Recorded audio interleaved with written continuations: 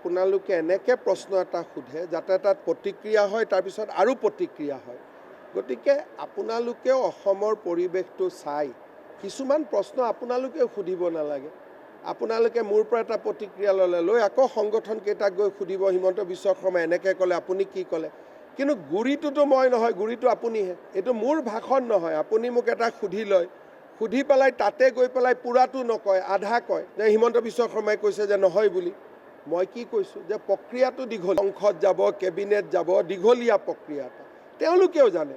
কিন্তু আপুনিতো মোৰ প্ৰতিক্ৰিয়া ল'ব যোৱা মানুহখিনিক এই গোটেইখিনি কথাটো কোৱা নাই। সেইকাৰণে এইটোৱে ডেঞ্জাৰ কথা। বহুত ঘটনা পিছত মাৰপিট, আন্দোলন, গুলীয়াগুলীলৈকে হৈ যায়। গুৰিটো ইয়াত লুকাই থাকে যে আধা কথা প্ৰচাৰ কৰা। সেইকাৰণে মই কষ্টই পাওঁ, কিন্তু আপোনালোকক সন্তুষ্ট কৰিবৰ কাৰণে আহি উত্তৰকেইটা দিব লাগে। নহ'লে মই বহুত কষ্ট পাওঁ, কাৰণ আপোনালোকে পকাই পেলাই এনেকৈ কৈ দিয়ে। তেওঁক গৈ ক'ব হিমন্ত বিশ্ব শৰ্মাইতো নহ'ব বুলি কৈছে। মইতো নহ'ব বুলি কোৱা নাছিলোঁ, মই হ'ব বুলিহে কৈছিলোঁ। খালি হোৱাৰ প্ৰক্ৰিয়াটোৰ কথাটো কৈছিলোঁ। সেইকাৰণে পৰহিও সেইটো কামত লাগি আছে, আপুনি আজিও সেইটো কামত লাগি আছে, যাতে আজি আৰু গৈ মানুহৰ পৰা প্ৰতিক্ৰিয়া ল'ব পাৰে। কোন পেপাৰৰ বা আপুনি এনে বেয়া নাপালে?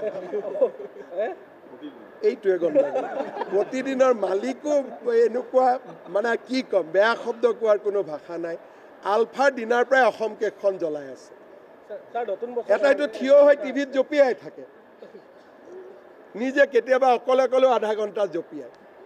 গতিকে এইবিলাক কিয় কৰি থাকে? শান্তিত থাকিব দিয়ক না, ফূৰ্তিৰ পৰিৱেশ এটা।